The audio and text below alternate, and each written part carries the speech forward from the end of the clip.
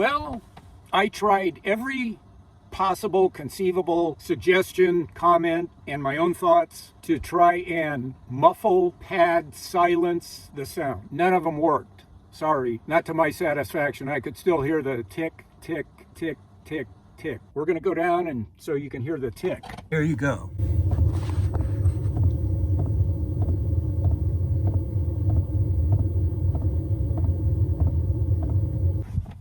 So there you hear it. I can hear it. So I said, all right, what you've done, Rich, is put yourself in a box. You've limited the way of solving this problem. So what you need to do first, before you try solving the problem, is get out of the box. Knock the walls down of the way of thinking so that you're out in the open. When you're open, other ideas and thoughts can filter in, and you'll have the opportunity to critically think about and evaluate those. Because if you just stay stuck in the box, it's going to be like banging your head against the wall. I know this. I've spent most of my life designing things.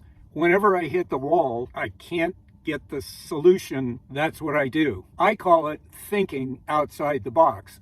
So whether I climb up out or knock the walls down, I'm out of the box. Now I have the benefit of all the possibilities, way more useful than the ones in the box because they're not working. The first thing I did outside the box is think about, why is that sound so irritating? And what I came up with, this is just my theory, but what I came up with is our minds have a whole lot of stuff to process. And when we just narrow it down to some little narrow thing, our mind gets kind of bored and it's saying, yeah, all right, well, I'll focus on this if that's all there is. I'd really like to have more to think about and process and decode and that kind of stuff, but if this is it, okay, fine. And that starts making us crazy. I could try to silence it, or I could try to camouflage it behind something else, hide it behind some other sound. And so that's what I did. On this old phone I have, I downloaded a loop of Rain on a Tin Roof.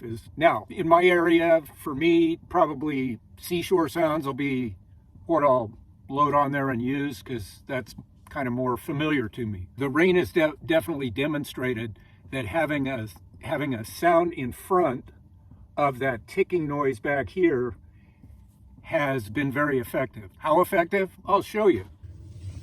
So here we are with the tick, tick, tick.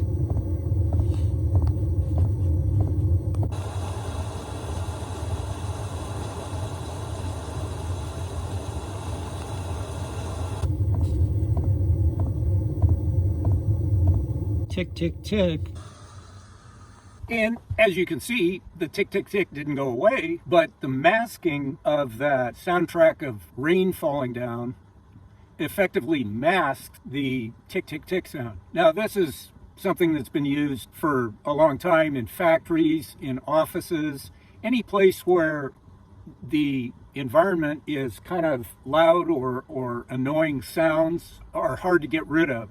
So rather than try and get rid of them, audio people and psychologists and people like that realized we can mask the sound. We can introduce another sound, and our minds, being what they are, needing a lot of input to process all at the same time, it's not really an overload, but it makes our minds more comfortable, happier with the amount of information going through and needing to be processed, decoded. And it's very effective. It's fooling our minds, putting a mask in front of something. First of all, I capped off the compartment where the diesel furnace is. This is just held on by a little bit of Velcro. And then over here is the compartment, and I'll turn it down because when I open the door, it'll get real loud. You can see what I have there. It's an old Bluetooth speaker that I took out of the van because I didn't use it. Well, now it found a new home back in the van. And it's USB powered, so it'll run for hours between charge ups. And up on top here, you see this little light thing. Well, that's the controls for the diesel furnace. I just moved it over here. It's a little easier to deal with now that this is covered up. Behind all that is the pump. You can't really see it, but it's just wrapped up in a towel. And so we'll hear it now. You can probably hear it. There's the pump making its ticking noise.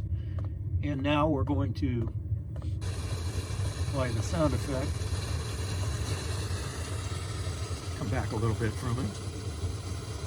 Now you can see that pretty well masks out that ticking noise. And I can say in practice, I laid down on that bed, which is the bed that the pump is underneath, with that rainwater sound effect. Yeah, I couldn't hear the pump. It works. Give it a try. That's it for this video. If you like the video, give it a thumbs up. If you think it'd help somebody else, please share it with them. If you'd like to get more content like this, then subscribe, ring the bell, and you'll be notified when the new content gets posted.